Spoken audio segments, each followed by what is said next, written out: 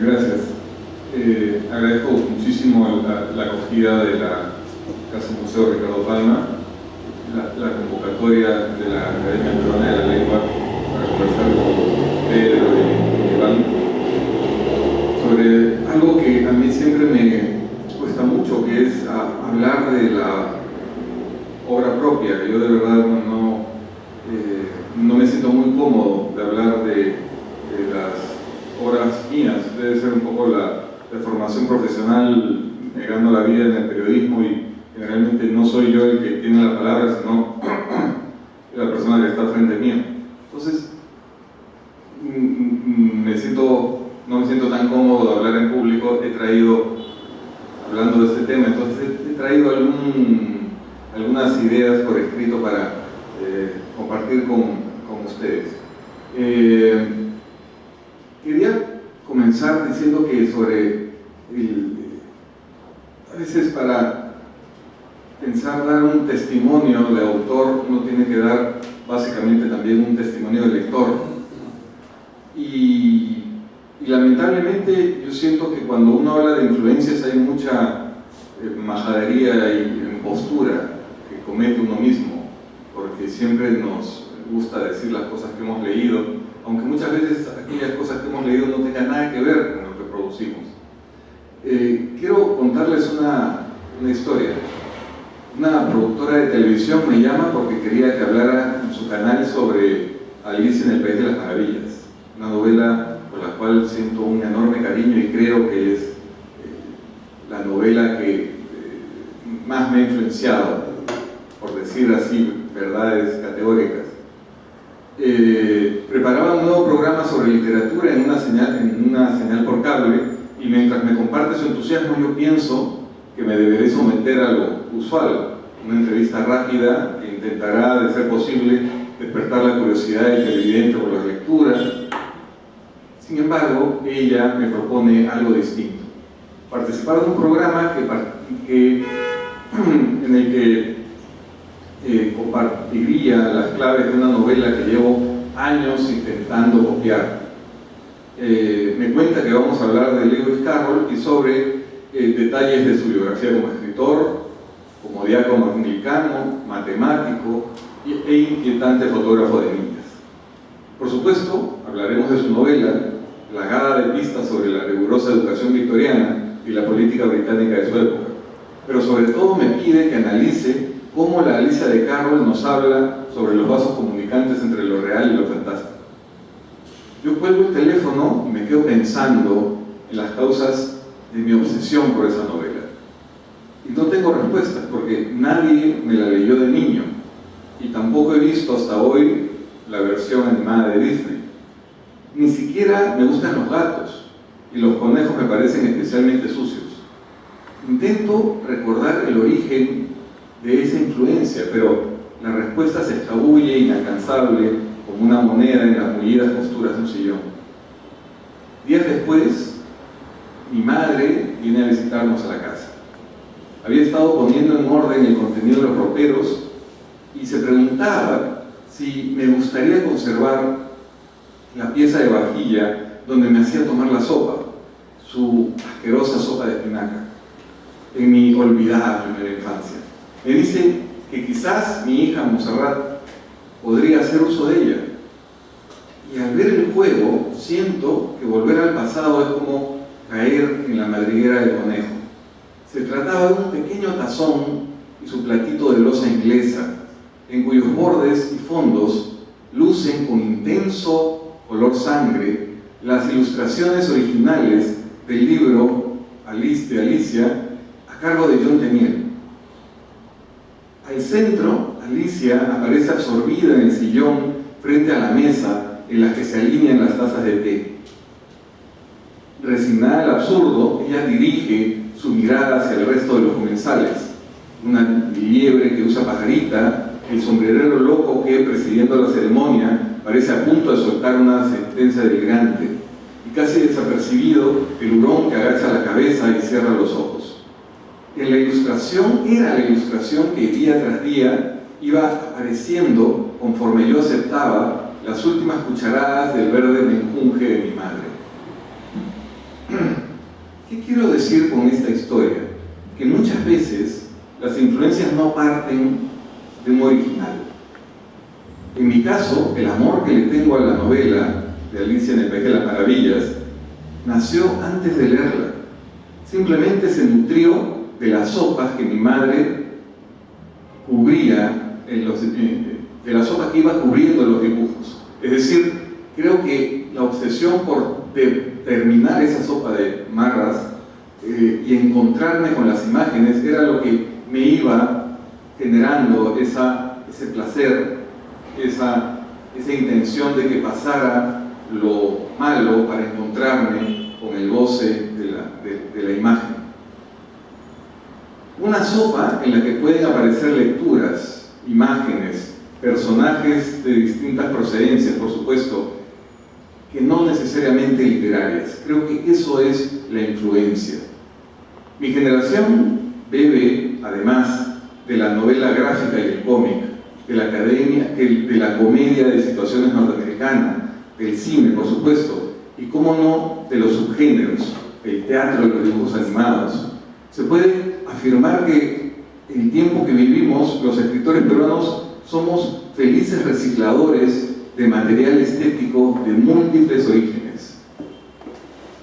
Pero, digamos, estando en un lugar tan marcadamente simbólico y buscáramos influencias especialmente literarias, siempre pensamos que nuestra generación no sería la misma sin la lectura cómplice de Julio Ramón Ribeiro. Siempre he pensado que copiando se aprende. Por eso no me avergüenzo decir que mis primeros escritos estuvieron repletos de insignias y de doblajes. La vena fantástica ribeiriana era irresistible para un escolar plagiario como yo, fascinado además por esa literatura con esquina y azoteas, con broncas de barrio y complicidades de buen vecino, con la que el buen Julio Ramón me ayudaba a explorar la Lima real que yo iba descubriendo trepado del estribo de mis primeros autobuses. Pero no solo gozamos de su vena realista.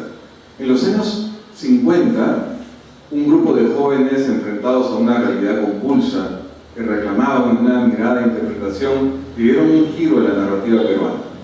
El escenario de sus relatos mudó de un espacio preponderantemente andino a otro urbano.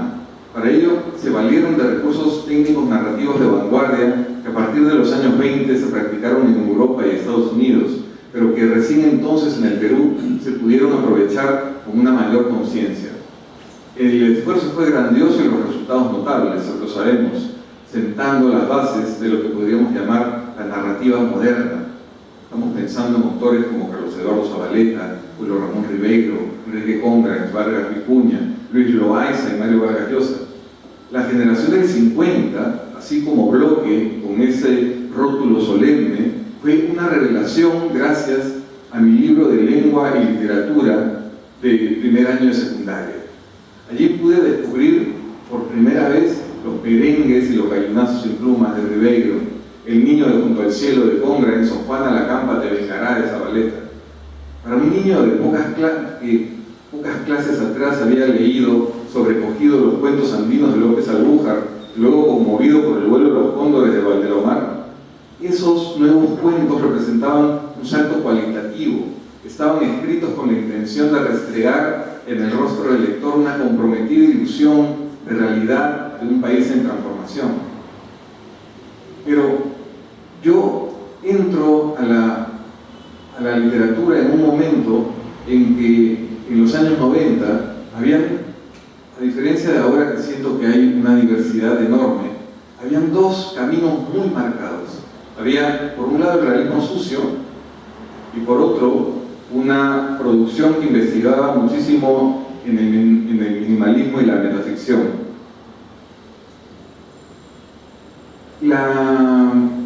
Siento que todas esas intenciones de la generación del 50 personalmente ya entonces me habían dejado de interesar. Siento que esas maravillosas técnicas narrativas hoy día se dictan en todos los talleres literarios.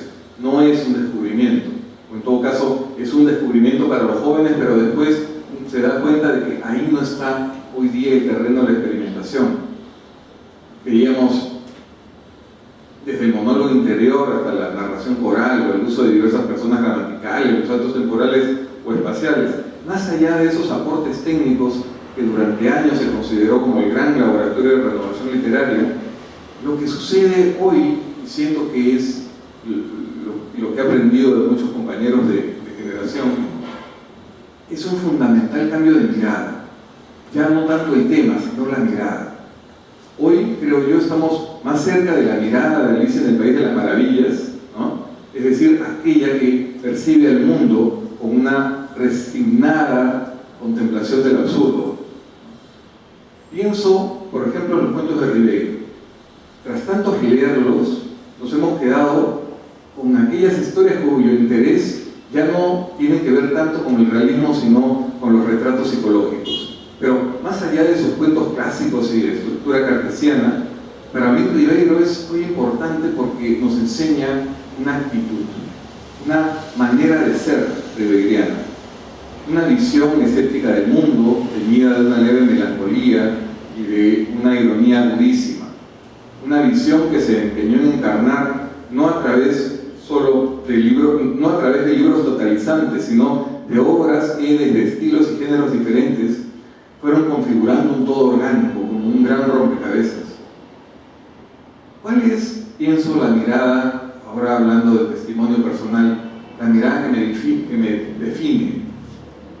Yo pienso que es muy difícil decirlo. Podría decir que busco historias ubicadas a medio camino entre lo real y lo fantástico, o que nos hablen del miedo y de la soledad, de las oportunidades perdidas y de la vida gris de los personajes acechados por la derrota. Una mirada que evita la gran épica y se esfuerza más bien en profundizar en heridas íntimas, que evita la representación directa de la realidad y más bien atiende su lado oscuro, abordándola desde su manifestación más absurda. Intento buscar los desajustes en la realidad, lo siniestro que tiene lo cotidiano,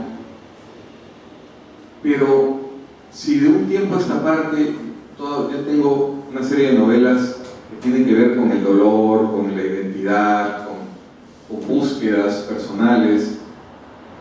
La última novela que he escrito, que se llama Kimokawai, que es un concepto japonés que nos habla de aquello que, siendo bello, es también perturbador. Yo estaba un poco harto ya de lo que venía haciendo. Ya tenía 4 novelas previas donde había un poco desarrollado esas historias que, no siendo realistas, siempre hablaban un poco de la psicología de los personajes. Siempre a mí me interesaba más que las acciones lo que pasa dentro de las cabezas de los personajes. Pero en esta última novela, yo creo que fue un momento en que decidí que me había quedado sin qué contar, me había quedado sin historias. Y cuando uno se queda sin historias, entonces comienza de nuevo. Y en ese momento en que quería comenzar de nuevo, ocurrieron 2 cosas. La primera fue que participé de un intercambio navideño de regalos con unos viejos amigos de colegio, en el cual era obvio que nos íbamos a repartir polos, camisas y corbatas. Y a uno de ellos, por quizás un milagro, le tocó una caja con un muñeco de acción de Ultra 7. Y entonces todos manganzones de 35 años, 36 años, veíamos eso y dijimos, ¿por qué diablos yo tengo una camisa y a nuestro amigo le ha tocado uno de los símbolos de nuestra infancia? Me afectó tanto que mi esposa tuvo que, a mis espaldas, ir a estas tiendas muy escondidas en lugares clandestinos a conseguirme uno de esos figuras de acción que acababan de importar de Taiwán de contrabando, de Japón de contrabando. Y lo primero que hice fue llevarlo a mi librero. Entonces, siempre pensando qué historia iba a escribir, siempre me quedaba colgado de la imagen de Ultra 7. Al poco tiempo, un amigo periodista que se llama Patrick Espejo fue a un mundial de vóley donde jugaba Perú. Perú siempre juega en los mundiales, felizmente, en vóley. Y no tenía nada que hacer entre partido y partido. Y entonces, para aprovechar el tiempo, quiso hacer una comisión que un peruano que está en Japón, creo que la única épica que podría hacer un peruano en Japón es buscar al personaje que marcó su infancia, que era conocer a Koichi Morotsugu, que para quien no conoce a Koichi Morotsugu le puedo decir el nombre de su personaje, Dan Moroboshi. Dan Moroboshi es el Clark Kent de Superman. Dan Moroboshi es el que se convertía en Ultra 7 por efecto de unos lentes especiales que se colocaba cuando aparecían grandes monstruos del espacio y a conquistar la Tierra. Entonces él le investiga, consigue la dirección, no había muerto el actor como él pensaba, al contrario, era una persona, no sé, 70 años, bastante bien llevados y una persona de una actitud muy joven, y le dieron la dirección. Vivía en los altos de su restaurante, un restaurante de comida francesa que en las noches se convertía en club de jazz, que se llamaba Le Petit Chapeau. Viaja, sale de la ciudad, se toma un tren de cercanías porque quedaba a las afueras de Tokio, consigue llegar al restaurante, entra, y en el hall del restaurante me contaba Patrick cómo estaba en este restaurante. Lo primero que uno encontraba era el uniforme de Ultra 7 de la serie clásica filmada en 1967, una sola temporada, y la máscara del héroe, una máscara plateada. Conversa, justo estaba tomando fotos y llega una persona para decirle que está prohibido tomar fotos. Esa persona es justamente Koichi Morotsugu, y con esas vocaciones de fan, mi amigo le dice que viene del Perú solamente a verlo, cosa que obviamente a cualquier actor, sobre todo, le va a parecer el más grande de los elogios, viajar tanto solamente para verlo. Mentira, por supuesto, pero no estaba muy interesado en Wall-E. Esas dos historias, esa obsesión que yo descubrí haber tenido por Ultra 7, que tenía que ver con ganas de contar sobre la Lima de mi infancia, la Lima que conocí también viendo Ultra 7, porque yo siento que el Tokio de la serie Ultra 7, ese Tokio supuestamente del futuro, se parecía mucho a la Lima del presente en la que yo vivía, y además, como lo veía en blanco y negro, era muy parecida a esa Lima gris de la época. Y pensé entonces en escribir una novela que tuviera que ver con héroes, con monstruos, con una ciudad en ruinas, con monstruos que podían pasearse por la ciudad y con su cola devastar todo lo que se quedara en pie, y otros monstruos que también yo haya conocido de cerca, como todos los peruanos en la década del 80 y 90. Entonces, yo sí siento también como Iván cuenta, esos cambios profundos de estar cansado de escribir lo mismo y la misma novela y replantearse y reconstruirse. Y siento que el arte pop, la cultura popular, el cómic y todas esas influencias que se mezclan como en la sopa verde de mi madre, tienen que ver con esa investigación en un personaje que quizás en una primera lectura no nos dice mucho de nosotros mismos, pero cuando vamos tomando cucharadas de sopa nos vamos dando cuenta que al final todas las historias confluyen, que al final todos los monstruos son el mismo, y que al final héroes y villanos convivimos casi en terrible armonía. Eso es lo que quería decir, les agradezco muchísimo.